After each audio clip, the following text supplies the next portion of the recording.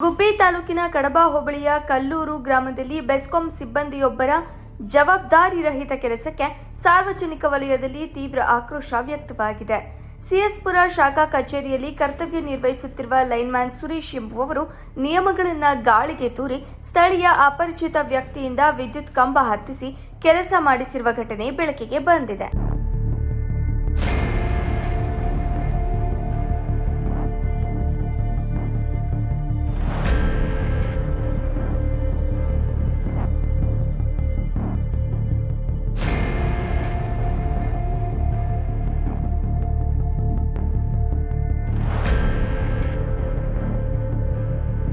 ಕಲ್ಲೂರು ಗ್ರಾಮದ ಮುಖ್ಯ ರಸ್ತೆಯಲ್ಲಿರುವ ಸರ್ಕಾರಿ ಹಿರಿಯ ಪ್ರಾಥಮಿಕ ಶಾಲೆಯ ರಕ್ಷಣಾ ಗೋಡೆಯ ಪಕ್ಕದಲ್ಲಿ ವಿದ್ಯುತ್ ಸಮಸ್ಯೆ ಎದುರಾಗಿತ್ತು.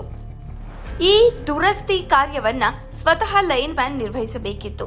ಆದರೆ ಇಲಾಖೆಯ ಉನ್ನತ ಅಧಿಕಾರಿಗಳ ಗಮನಕ್ಕೆ ತರದೆ ಯಾವುದೇ ತರಬೇತಿ ಹಾಗೂ ಸುರಕ್ಷಿತ ಉಪಕರಣಗಳಿಲ್ಲದ ಅಮಾಯಕ ಸ್ಥಳೀಯ ವ್ಯಕ್ತಿಯನ್ನ ಕಂಬ ಹತ್ತಿಸಿ ಕೆಲಸ ನಿರ್ವಹಿಸಲಾಗಿದೆ.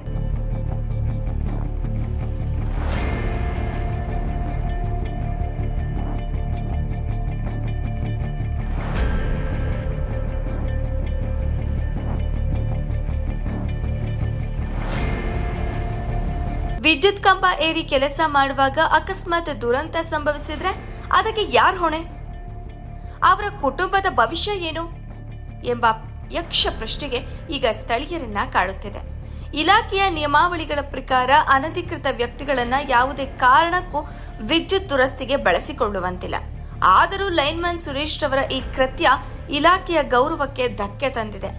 ನಿಯಮ ಬಾಹಿರವಾಗಿ ಕರ್ತವ್ಯ ಲೋಪ ಎಸಗಿರುವ ಲೈನ್ಮ್ಯಾನ್ ಸುರೇಶ್ ವಿರುದ್ಧ ಬೆಸ್ಕಾಂ ಹಿರಿಯ ಅಧಿಕಾರಿಗಳು ತಕ್ಷಣವೇ ಶಿಸ್ತು ಕ್ರಮ ಕೈಗೊಳ್ಳಬೇಕು ಎಂದು ಕಲ್ಲೂರು ಗ್ರಾಮಸ್ಥರು ಆಗ್ರಹಿಸಿದ್ದಾರೆ. ವರದಿ ಡಿ ಮಂಜುನಾಥ್, ಗುಬ್ಬಿ.